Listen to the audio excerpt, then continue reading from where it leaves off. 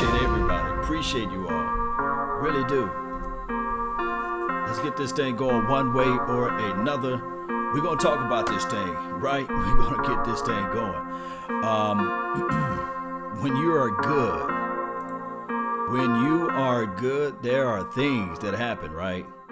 Meaning that when you get to that level, whereas you look at the total picture of the Dallas Cowboys and you look at everything as it relates to like A to Z on a skill set, then you will have to say to yourself, man, oh man, it's getting time for how do we pay these guys? So what we're going to do is I'm going to listen into this show, Undisputed, and normally I just give a quick review and see what they're talking about, and then we can open up the floor for a Q&A and things like that. I really appreciate each and every last one of you all for tuning in to the nation. My name is Law Nation. Let's get this thing going one way or another.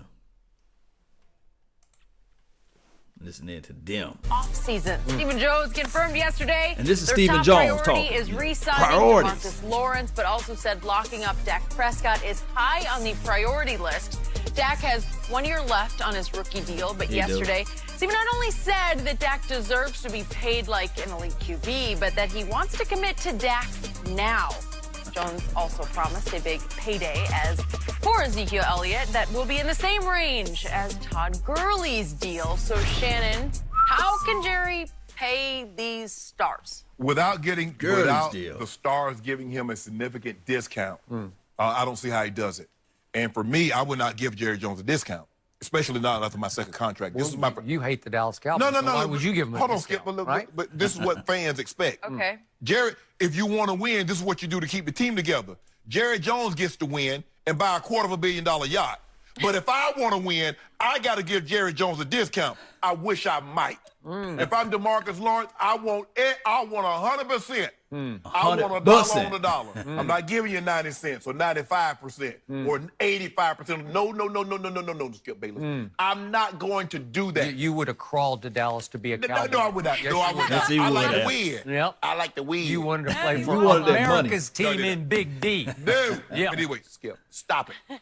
You and I both know is that it's going to be hard. Now, you get somewhat of a discount if you sign these guys with a year left on their contract because they're not totally free. There you go. But to pay $25, $30 million, Dak is looking at Kirk Cousins. He got $84 million guaranteed, Jerry. That's the starting point. Because he's won one division, I won two. So I need at least that. Zeke Elliott says, well, Todd Gurley got this. Let me see what Le'Veon Bell get. Now, he can't get Le'Veon because Le'Veon is truly free, Skip. Free. So that's still going to be somewhere around, what, Broken $35 free million? at this point. Guaranteed? Amari Cooper coming. What are they going to do with Coop? Byron Jones coming. What are they going to do with him? And guess who else wants some money, Skip, in a year? Oh, Jalen Smith. You got to pay him. And they looking at Jerry and say, Jerry, you got to. I might not be able to get a $250 million yacht, but I can get me a Chris Craft for about $45,000. So I need my paper. And this is my first contract. Now, maybe 3 years, maybe year 10. You know what? It ain't about money. I've made all the money. I got me $150 million. I'm stacked up. But I wish I might give a guy. Why do fans expect billionaires to get discounts? But a millionaire. I mean, because that's the players. The players will never be in the situation that the owners are. But the fans expect the players. But see, this is the thing, and he makes a great point, man. We as fans, we looking at like the New England Patriots of the world, right? We look at how they can cut up money and then discount it out and say, okay, if you want to play for New England Patriots, there's the New England way, meaning that you're not going to get paid the tops of the top money, but you will win the ring. So if we look at it from that aspect, yes. But if you look at it from another view, you can say to yourself, okay, all right, we want to win the Super Bowl. It's been, over 25 years or what have you beyond since we ever made any mark on this particular pathway of going to the Super Bowl. But the best way that we know in order for us to get there would be to keep some of the players that we build continuity with. But the problem is for one, I can say this, you got to be cutthroat in this business now. You can't fall in love with players. I've been saying this. I've been saying this for some years now. We as Cowboys fans, collectively, we fall in love with players. When I say, hey, it's time to cut Sean Lee, I get tons of hate mail because we've fallen in love with the player. It's not, this thing is crazy now as it relates to being a Cowboys fan or being a fan in general, because we want to hold on to these players until they're old and gray. But when it's time to cut the cord, we like, hold on. He's one of the best linebackers we ever had.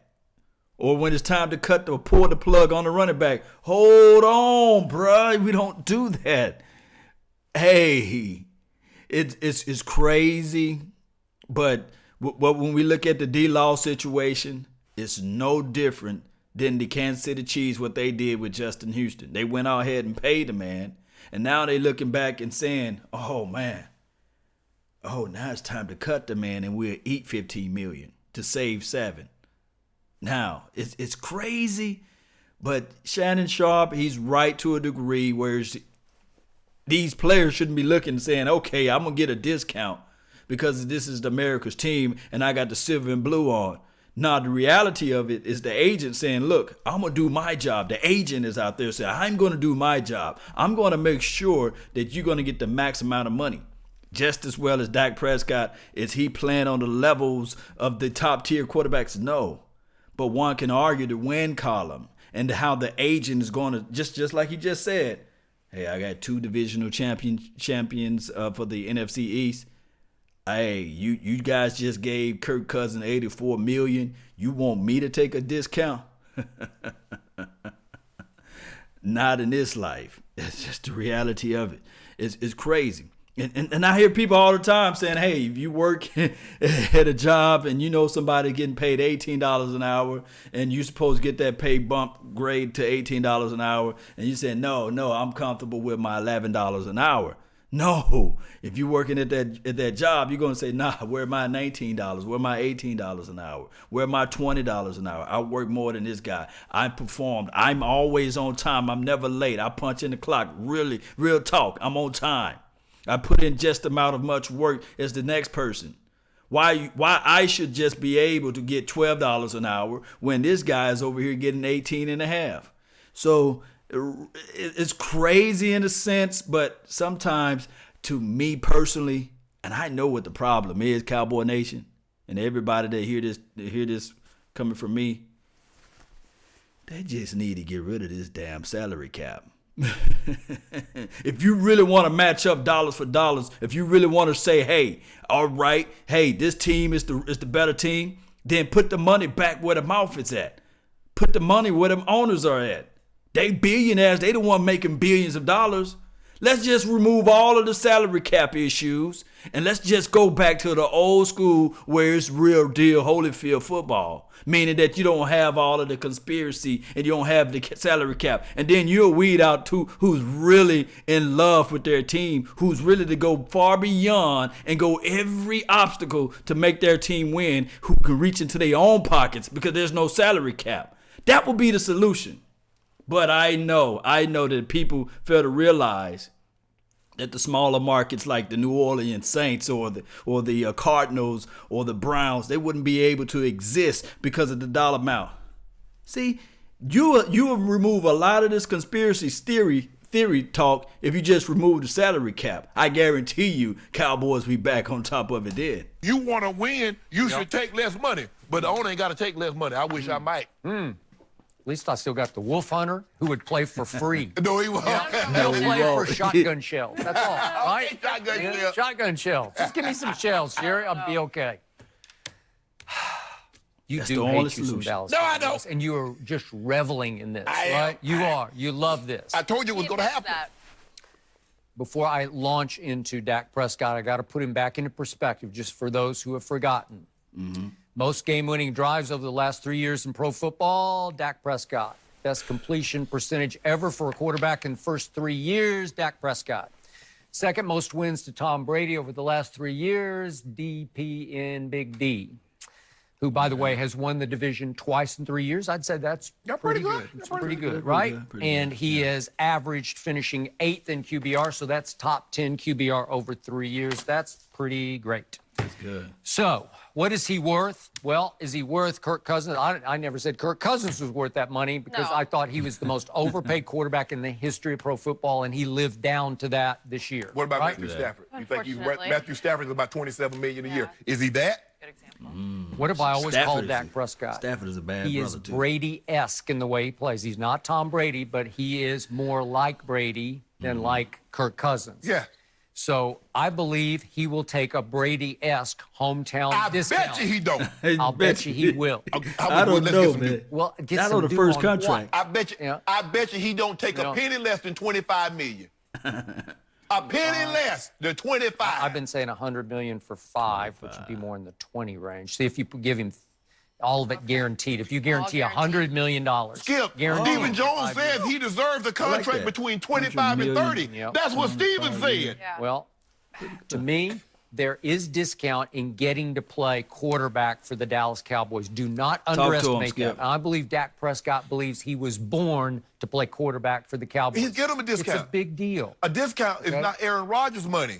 How many national TV commercials did Dak get up to last year? I think it was 11. And you got upset at that. Okay, I got upset because you got to earn it before you get them, right? You got to go do something, and he went and won a playoff game, so I'll give him 9 of those 11. No. You don't get no 9 commercials after one playoff win. I think he's doing okay off the field, so you got to factor that in because do you want to win? Tom Brady says, yes, I want to keep winning until I'm 42 years of age. So he takes way less. He takes half of market value. But Tom Brady didn't take less his first contract that he got out of the box. But it wasn't that great to start with. But it was great for that time. All right, okay, I give you that. Ezekiel Elliott is tight with Jerry Jones. Why? Because Jerry hung right with him through his tough times, didn't he? Yeah. Jerry was right there fighting with him and for him all the way through it, right? He never condemned him publicly. He never said anything but, I am with you. And we got to see in that documentary that was up on Amazon, I can't remember the name of it, but we got to see Zeke come back the first day and go in Jerry's office, and it was like, welcome home, welcome back. They're hugging and, you know, crying with each other. And again, there's some hometown discount involved in that. There's some ability for Jerry, the silver-tongued devil that he can be, to say, hey, let's all do this together because we have a chance to do special things. Because Jerry was a young and now old party animal like Zeke. He was. I got to knock on wood about Zeke's party animalism. Everybody knock on wood, man. Knocking on wood today. A lot of Not knocking when it comes to your Cowboys. Gee. What did Amari Cooper say as like second and third week in Dallas last year? Man, I love it here. It is night and day from Oakland, and I love catching footballs from Dak Prescott. They're so catchable. It's such a sweet spiral. You know how that feels where you just get on a wavelength with that football and with that quarterback. And you got this. So, again, maybe a little hometown discount just to stay with America's team and Big D. Maybe. This is what we know. They've already got 3 linemen making top dollar at their position. They do. Center, the guard, and the left tackle. Deservedly so. They earned it. No problem. But this is what we know about receivers. Talk to me. It's all about being the highest paid. I don't see diva in Amari. No, ain't no diva. Now, this is the only way we can say yes. I don't see that too in Amari. I don't see diva receiver play out of him. I think that he got a little moxie on him. You know, when he did the little celebration when he scored a touchdown. But my only thing would be this right here, Cowboy Nation. And if you guys could just listen to what I have to say. One of these guys going to have to take one for the team. One of them. And I want you guys to respond. Let me know who should take it for the team. I know a lot of people going to say the quarterback, hey, he should take one for the team. Or should it be the Amari Cooper? Or should it be Ezekiel Elliott? Or somehow we're going to have to manipulate this salary cap. I don't know if it's going to be more like if we stretch it out and give the upfront money, like the guaranteed money up front, stretch it out, roll the roster bonus over. It may be that. I can only hope that Amari Cooper be that guy that say, you know what, I was going downward slope with the Raiderland, but hopefully when I move over to the Dallas Cowboys contract negotiation then everything can be right up my alley. Let me know, Cowboy Nation. Let me know. Shout out for the donation to help grow the nation. Jay Reese says, how much too much for a often injured defensive end, quarterback that potentially but still has a low ceiling? I say let Dak prove it and let Law test the market. He talking about D-Law. Because, if I test the market, I won't try to pass. You know how they go, right? I'm going to get back to you on that question. Let's finish this out. I ain't no diva because I want to make my money. Jenny ain't no diva because, she want to be, she want to be a hoe. She want to make that paper. Ain't no diva, no Hallmark Jenny. She got a G whiz. No, I'm not going to be able to take that. You're making this alter ego to me. I'm not. Skip Bayless, this is what you hope for. This is what happens, Skip. When you draft well, you just hope the players pan out to be what you want them to be. You know who ran into this problem? Seattle. Remember, they drafted all those guys around 2011, 2012. The Bobby Wagners, the Richard Shermans, the Cam Chancellor. They traded for Michael Bennett. You get off the Russell Wilson. Yep. And guess what? Earl Thomas. All those contracts come due. That's that balloon payment, Jay. I know you didn't own a home back then, but he used to have this thing, balloon payments. You didn't have to pay no interest. All you did was just pay interest on the house. People had 20,000 square foot home for $500. But in 5 years, you're going to have to pay $40 million for this place. That balloon payment is coming due, Skip. And Jerry got it, too. Buying a $250 million yacht, but you wanted to give him a hometown discount. No, sirree. I want me a yacht, too. Jerry will pull this off. Oh, yeah. Pull them all together. We're a family. Well, before we go into that details, Russell Wilson got his money. Right. Russell Wilson got his money. Cam Chancellor got his money, right? Earl Thomas got his money. He's still getting paid his money, what have you. Let's say the only person, Beast Mode got his money. He got his money, but then he walked because it was like some crazy stuff. And one can argue the fact that out of that spell, they went to the Super Bowl twice. Now, I'm of the belief they should have won 2 Super Bowls within their time frame, but that's another question of a different day. That's another scenario. That's another topic. So that was a window. So do anybody know when the Legion of Boom or when the Seattle Seahawks started that path? Let me know, because I'm so off, but they still are pretty much teetering out now, right? That window, did it start in 2011? Help me out, Cowboy Nation. Did it start in 2012? Were they dominant in 2011, 12, 13, 14, 15, 16, 17, 18, and now it's 19? Let me know how big was that window? Because we can say that, okay, if we go ahead and pay our guys and we fill in the other pieces through free agency, then maybe we have another window.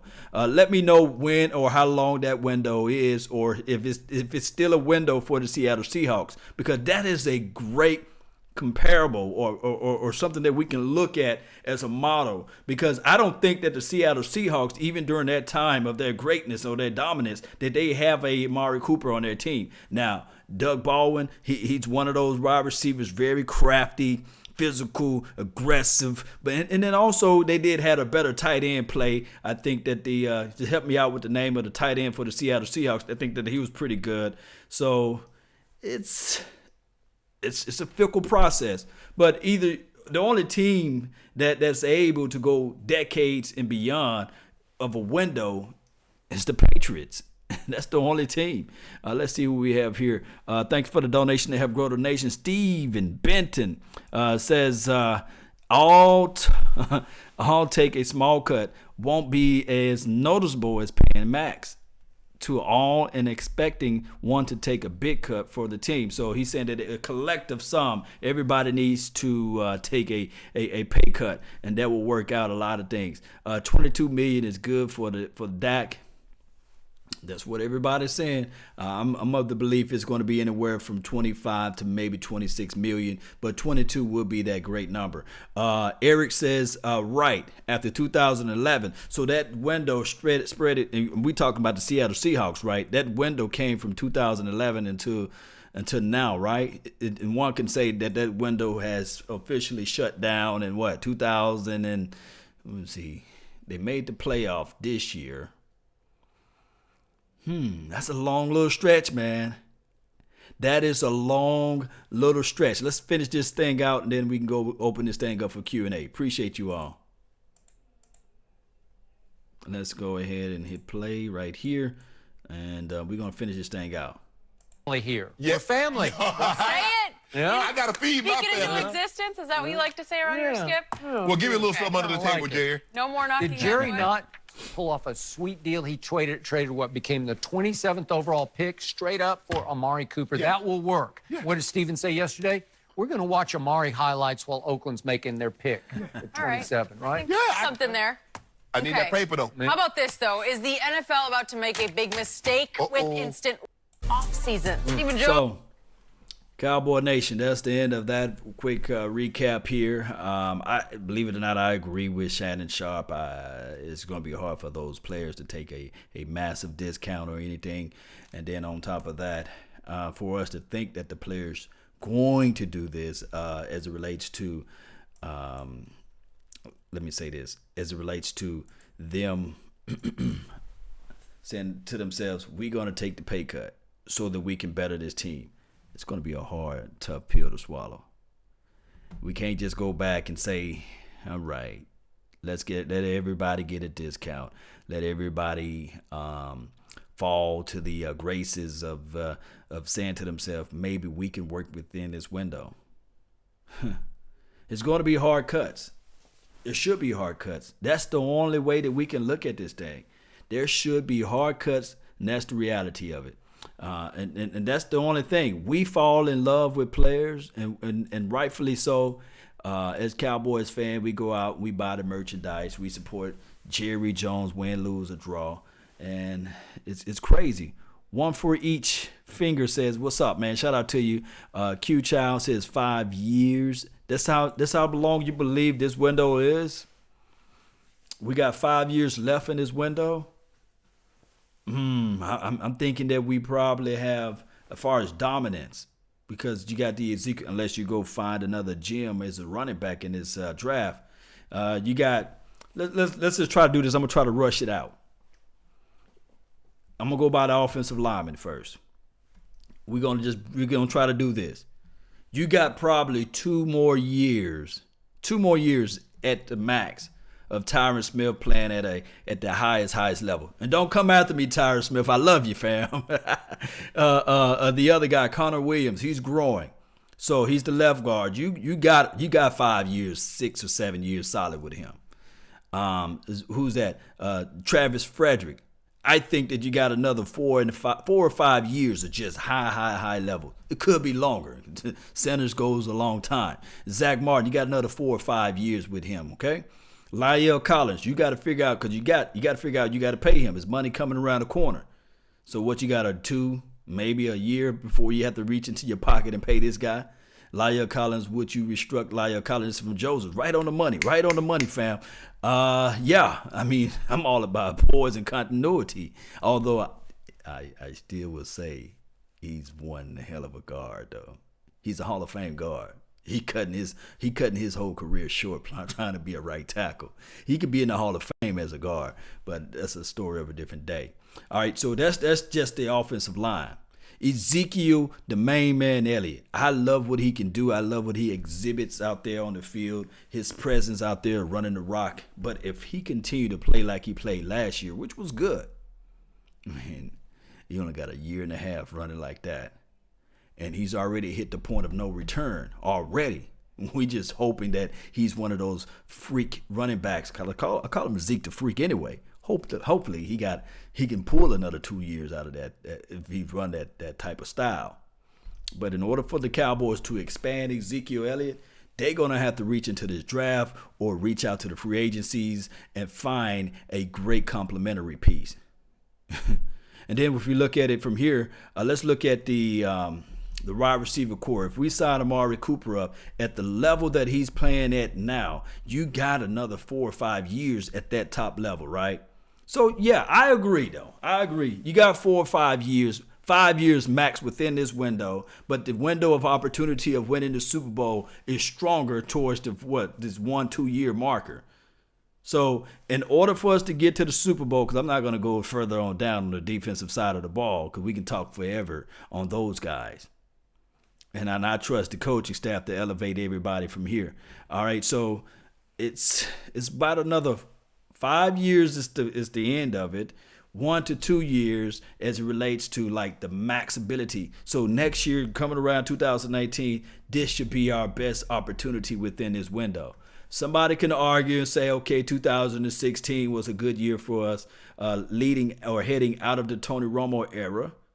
But one can say this too: if the defense was a little bit better in 2016, maybe that was a chance. In 2014, that was a strong possibility. But those who really understood what our defense was doing in 2014 would say this to themselves, with the reality of saying that our defense just still wasn't there. Regardless, even if we were to beat the Packers that game, we would still have to update our defense. So we have an opportunity now within these next 2 years to make that impact. What do teams do when they are closer to that window of winning the Super Bowl? They go out there, and when the Denver Broncos, they said, okay, Peyton Manning got us to the Super Bowl, but they got dog whooped by the Seattle Seahawks. That following year, they said, you know what? We don't want to taste this defeat. We're going to go out there, rob, steal, kill, do whatever we need to do to grab a dynamic players to help us out. They went and got some defensive dogs, right, from the free agency. And they drafted a few guys, and they said, okay, we're going to move them along the way. You see, so now we are looking at, not saying that we're going to be the Denver Broncos of that year, but we're looking at it from that aspect. The Patriots, they did the same thing, although they found out ways to get there faster than any other team. But remember, they were saying that, okay, we are a cornerback away. We are a defensive player away. Remember, they went and got Revis. Remember, they went and got a Talib. Remember, they figured out ways to say, okay, all right, forget just moving around with these free agent players. They went and got this other guy who caught the interception for the Super Bowl. His name is at the tip of my tongue, but he was from the Bills. And I said that he was one of the guys that we should have went out there to try to go get, although he's a zone corner. What's his name? Help me out. He caught the interception. He came from the Bills. Gilmore, I think that's his name. They said, heck, we're just dealing with the free agencies, but we're going to go ahead and get this guy off season and just elevate him. The Philadelphia Filthy Eagles did the exact same thing. They went and got a Ron Darby. They went and got some defensive guys to help out, to help this team out. Yeah, Gilmore. Yeah, appreciate you again, Clark, that's on the Periscope. Appreciate you. Chris Longley said, how about them Cowboys? Appreciate you, man. Q, what's good, man? Shout out to you, fam. Garrett is gone completely, and we have to go to the Super Bowl. And we'll go to the Super Bowl. Yeah, and McCourtney. Yeah, Maxwell. Appreciate you. So if we go back and we look at the history of the Super Bowls that's won or lost, the teams that make it there, they made those moves during the free agency. And they cut ties, and they didn't fall in love with players. Let me pull up this little thing right quick before we get into a little bit more details. Appreciate each and every last one of you all for being a part of this thing. This right here is major. This right here is major. When I pull up this topic, this is all on the Discord. For those who want to join the Discord server, it's just click the link in the description box. The Discord server is open 24/7. So if you guys got an insight to Cowboys information, just drop it down in the Discord. Just like my guy Jay Texas just dropped right here. He said Cowboys have had at the last at least one prominent defensive player suspended at the beginning of every season in 6 years in a row. For 6 years in a row now. In 2014, it was Orlando Scandrick. In 2015, it was Greg Hardy, which I don't count that was all problem. That was some problem that we picked up from the North Carolina, the Panthers, but that's another story. But Orlando, that was one of our problems. In 2016, DeMarcus Lawrence. 2017, Irving. And 18, Irving again. And then 2019, Randy Gregory. At some point, we have to look back at everything and say, okay, this is the reflection of the ownership, which is the fish rots down from the head down. And you can argue the fact that it's also a reflection of the head coaching, because these guys is on the defensive side of the ball, one can argue that this could have been a +1 or +2 wins if these guys are out there, if these are starters. If they just the guy that's on the team that's pushing water around, you can say, okay, well, there's nothing much to do about nothing. But these guys, even Orlando Scandrick, these are considered starters. And they're suspended. And they're not helping us win games. So at some point, we have to look at everything, Cowboys, and say, okay, we fall in love with players. There should be some hard cuts that's on this list. There should have been some disciplinary things that's happening out there for the universe to see, to say, hey, this Cowboys team, they don't play with this type of stuff. Or there should have been somebody else taking these snacks away from us, meaning that we should have dangled a trade carrot in front of these people, to these other teams, and said, okay, we cut these loose ends off. Hey, Law, do you have any proof on that? Yes. If you look at the Patriots model, and I'm not trying to say that we should just build our franchise around the Patriots, but damn it, you follow the teams that's winning. And what you have to say to yourself, hey, when they had those issues with Chandler, I think it's Jones, they said, okay, we'll trade you. Straight up, we'll trade you. And then they trade the linebacker too. Malloy, whatever his name was, or Mobley or something. They trade him to the Browns or something. We have to stop falling in love with players and get some of this remuneration back to us so that when it get time to sign a certain player, that we won't have to be scratching our heads and saying, okay, will this guy be available for us on Sunday? That's what good teams do. They figure out ways to go beyond the measures there. Patriot system works. That's coaching. Yeah, this is from Rodney Ellis. Appreciate you, man. Thank you for tuning in. Jamie Collins. Yes, Joseph. Yes, Jamie Collins. They got rid of him. They traded him before he even got a chance to ask for the money.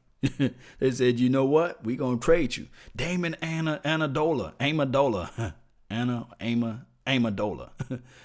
They didn't trade him. They let him walk. They didn't fall in love with him.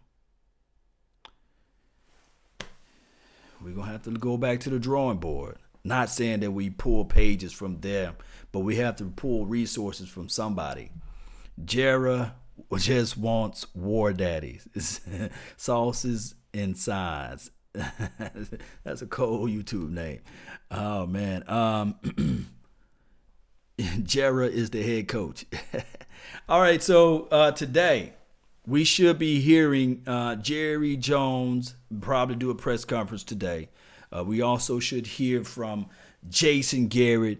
We want to hear them talk a little bit on these issues with the David Irvins. He's saying that he was held out by a certain staff member, and we know who they are. I want somebody in the media to bring up those topics. And then on top of that with the Randy Gregory.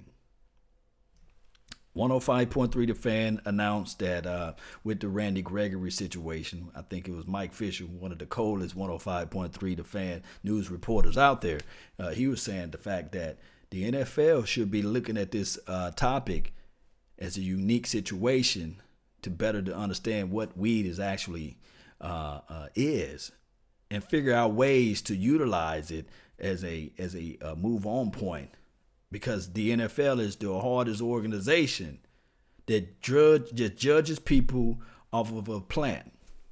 Now, I'm not trying to be an advocate of you guys going out there rolling a blunt and then going to work or what have you. But what I'm saying is, I think that the NFL should just move away from testing for marijuana. Now, unless it's like the day of the game or something. Yeah, it is what it is, man.